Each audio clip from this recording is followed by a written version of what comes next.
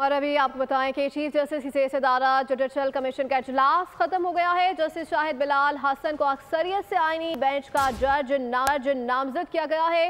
High court میں additional ججز کی تعیناتیوں کا عمل 21 دسمبر تک مؤخر کر دیا گیا ہے۔ اپ ڈیٹ کریں، آپ کو اس حوالے سے مزید جانتے ہیں نمائندہ بولی ذوالقرنین اقبال سے۔ جی ذوالقرنین، آگاہ کیجیے گا، چیف جسٹس صدارہ جوڈیشل کمیشن کا اجلاس ختم ہو گیا ہے، کیا ڈیٹیلز آ رہی ہیں؟ چیف جسٹس منصور علی شاہ کی جانب سے خط بھی لکھا گیا تھا اور آج اجلاس کے دوران بھی ہمارے ذرائع بتا رہے ہیں کہ انہوں نے مطالبہ کیا کہ ججز کی تعیناتی سے پہلے جو جوڈیشل کمیشن آف پاکستان اس کے رولز بنا لیے جائیں تاکہ ایک کرائیٹیریا طے ہو جائے کہ کس کرائیٹیریا کے تحت ججز کو نامزدگی کرنی ہے تاکہ اس حوالے سے ان کے اوپر غور کیا جا سکے۔ تو 21 دسمبر تک جو اب ہے ہائی کورٹ پہ ججز کی تعیناتی اس کا عمل مؤخر کیا گیا، جبکہ جسٹس شاہد بلال حسن کو جوڈیشل جو آئینی بینچ ہے وہ جوڈیشل کمیشن نے اس کے لیے نامزد کر دیا ہے۔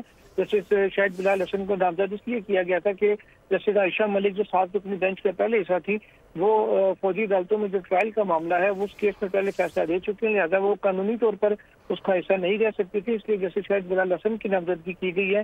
ان کے آنے سے اب جو آئینی ججز ہیں سپریم کورٹ میں ان کی تعداد 8 ہو گئی ہے اور کبھی امکان ہے کہ اب 7 رکنی بینچ جو جسٹس عائشہ ملک کو نکال کے مکمل ہوگا وہ کسی بھی وقت اب آئندہ چند دنوں میں فوجی عدالتوں سے متعلق جو کیس ہے اس کو سماعت کے لیے مقرر کر سکتا ہے۔ جی ذوالقرنین اقبال اپڈیٹ کر رہے تھے، آپ کا شکریہ۔ سبسکرائب کریں اور بیل دبائیں تاکہ کوئی خبر رہ نہ جائے۔